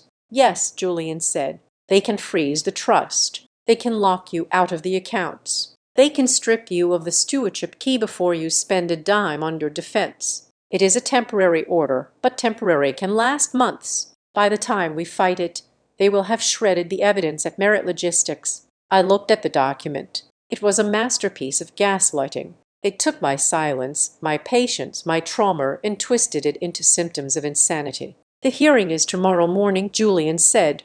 9:00. It is an ex parte hearing, usually just the accuser. But because a leader intervened, the judge is forced to let us appear. She thinks I won't show, I said. She thinks I will be too scared or too ashamed of the scandal she planted in the papers. She thinks I will send a lawyer to argue while I hide in a hotel room. I stood up. I walked to the mirror in the hotel hallway. I looked at myself. I looked tired. My hair was messy. I was wearing the same clothes I had flayed in, but the eyes were different. They were not the eyes of a victim. Julian, I said, call Eleanor. Tell her we will be there. Nor it will be a circus, Julian warned. The press will be there. Celeste will have her character assassins ready. She will drag every private detail of your life into the open. She will claim you are insane. She will claim you, or she will try to break you in front of the entire city. Let her try, I said. I turned to him. She thinks she is fighting Nora Merritt, the woman who was afraid to order the wrong wine. She doesn't know she is fighting the steward. I picked up the black card. We are not going to defend against her claims. I said we are going to dismantle them. I want every log, every IP address, every forged signature printed on poster boards. I want the timeline blown up so big the judge can read it without his glasses. And the waiver, Julian asked, the hidden clause in the divorce papers. That is the kill shot, I said. But we save it. We let her testify first. We let her swear under oath that she only wants to protect me. We let her paint herself as the concerned mother-in-law. And then, I said, a cold smile touching my lips, we show the court exactly how she planned to protect me by robbing me blind. I looked out the window at the snow-covered city. She is banking on a friendly judge and a quiet victim, I said. Tomorrow, she's going to find out that her judge might be friendly, but facts are not. What are you going to wear? Julian asked, half joking, half serious. I thought about the expensive dresses Grant had forced me to buy, the ones that made me look like a Merritt doll. I am going to wear a suit, I said, off the rack, gray, boring, the kind of suit a compliance officer wears when she is about to deliver a failing audit report. I looked at Julian. They laughed because they thought I was invisible. I said tomorrow they will wish I was. The courtroom was colder than the restaurant had been. It smelled of floor wax and stale coffee, a stark contrast to the lavender and old money scent of the Briar Well. But as I walked in flanked by Julian and Eleanor Sterling, I didn't feel the chill. I felt the strange hyper-aware calm of a surgeon stepping into an operating theater. Judge Hellaway sat high on the bench. He looked exactly as Julian had described him, impatience etched into the lines of his forehead, a man who preferred golf to domestic disputes. Celeste and Grant were already seated at the plaintiff's table. Celeste was wearing a soft cream suit, a masterclass in concerned mother fashion. She looked fragile, worried. Grant looked solemn, his head bowed as if carrying the weight of a great betrayal. Douglas was in the gallery behind them, arms crossed, staring at me with the hard eyes of a man watching a bad investment. The hearing began with a lie. Your Honor, Celeste's lawyer began, his voice smooth and practiced. We are here for an emergency guardianship. The respondent, Nora Merritt, has exhibited a sudden and alarming break from reality. After years of a stable, modest life as a low-level clerk, she has fallen under the influence of a third party, Mr. Julian Carrick, and is currently claiming control over vast assets she has no history with. We believe she is being manipulated. We are asking the court to freeze the Kingswell Trust assets to protect the family legacy until Ms. Merritt's mental state can be evaluated. Celeste dabbed her eye with a tissue. It was a perfect performance. Then it was Grant's turn. He took the stand, looking at the floor, then at the judge. I just want to help her, Grant said, his voice trembling slightly. More, she is simple. I don't mean that in a bad way. She is a compliance officer. She checks boxes. She doesn't understand high finance. She doesn't understand trusts. When she pulled out that card at dinner, it was like watching a child play dress up. She's confused. She is hurting, and she is hiding marital assets that she stole from our home. He looked at me then, his eyes pleading. I just want to make sure she doesn't get hurt by people who are using her. He meant Julian. He was painting Julian as the predator and me as the prey. The judge looked at me. Ms. Merritt, your counsel may speak. I stood up. I didn't look at Grant. I looked at the judge. I don't have a statement, Your Honor, I said. My voice was steady. I haven't or it. I nodded to Elena. She connected her laptop to the courtroom display system. Your Honor, Elena said, the plaintiff claims Ms. Merritt is incompetent and inexperienced. We would like to present a timeline of events that demonstrates not only her competence, but her victimization. The screen flickered to life. It wasn't a sob story. It was a spreadsheet. Exhibit A, I said, pointing to the screen. December 10th, 10:14 in the morning. A log file appeared. This is a server log from Stonebridge Compliance Bureau, I explained. It shows a remote logging using my credentials. At this exact minute, I was at the Whispering Pines Spa, a trip gifted to me by my husband, Grant Merritt. The spa has a strict no-device policy. Here is the affidavit from the spa manager confirming my phone was in a locker. I clicked the button. The screen changed. The IP address used to access my work computer traces back to 4400 Industrial Way. I said the headquarters of Merritt Logistics. The courtroom went silent. I saw Douglas shift in his seat. Exhibit B, I continued. Using that stolen access, a commercial lease guarantee was forged in my name for a warehouse that Merritt Logistics could not qualify for on their own. The liability is $450,000. I turned to look at Celeste. Her tissue was gone. Her hands were gripping the table. They claim I am confused about finance, I said to the judge. Yet they trusted my credit score enough to steal it. Objection. Celeste's lawyer shouted. This is speculation. It is metadata. Elena countered calmly. And it is admissible. Let's move to the divorce, I said. This was the track. I walked over to the defense table and picked up the document Grant had tried to force me to sign. Your Honor, I said, Mr. Merritt testified that he wants to protect me. He claims he had no knowledge of the Kingswell Trust until 2 nights ago. I handed the papers to the bailiff who passed them to the judge. Please look at the addendum on page 12. I said paragraph 7. Judge Holloway put on his glasses. He read the text. He paused. He read it again. The waiver of third-party stewardship rights. The judge read aloud. That clause was drafted by Blue Heron Legal Services. I said a shell company registered to Celeste Merritt. If they didn't know about the trust. Your Honor, why did they write a specific legal clause to steal it 2 weeks before I ever took the card out of my wallet? The judge looked up. He wasn't looking at the paper anymore. He was looking at Grant. Mr. Merritt, the judge said. His voice was no longer bored. It was sharp. Did you sign this document? Grant stood up. He was sweating. My lawyer drafted it. I don't read every line. You attempted to force your wife to sign a waiver for an asset you claim you didn't know existed. The judge said, are you trying to deceive this court, or were you trying to defraud your wife?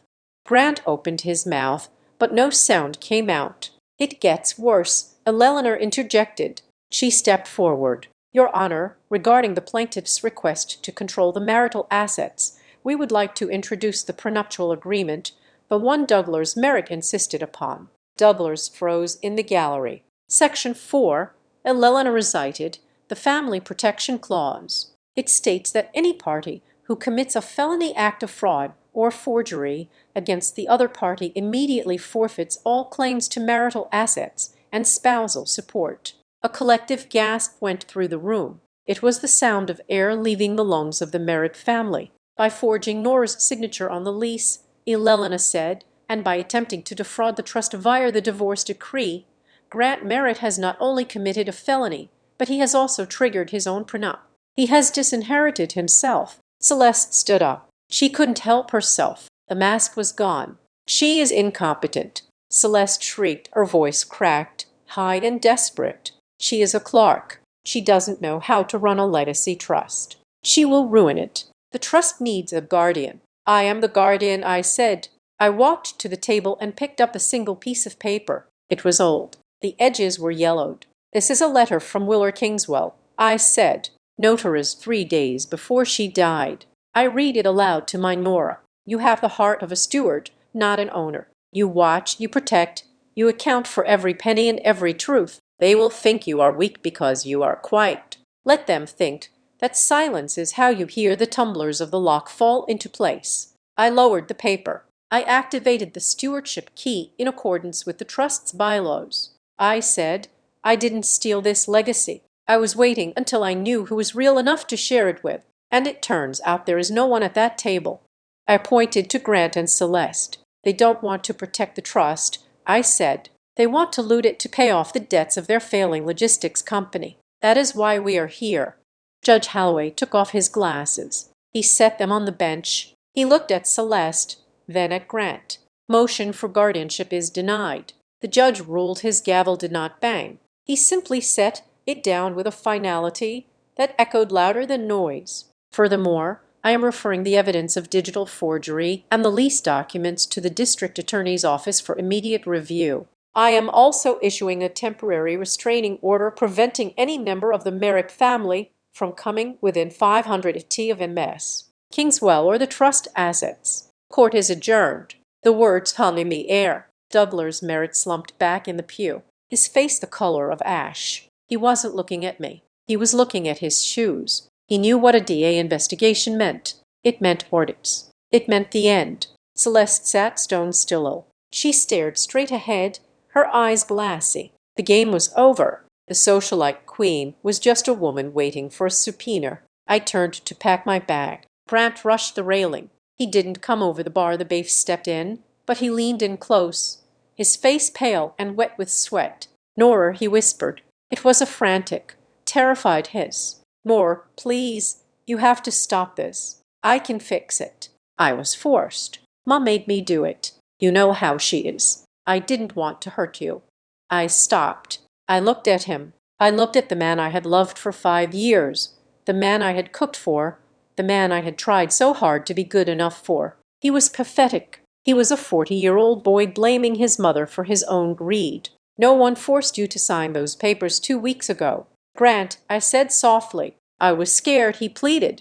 I thought you signed them because you thought I had no one. I said, you thought I was just Nora from Erie. You thought I would sign anything just to keep you. I zipped up my bag. You didn't divorce your wife, Grant.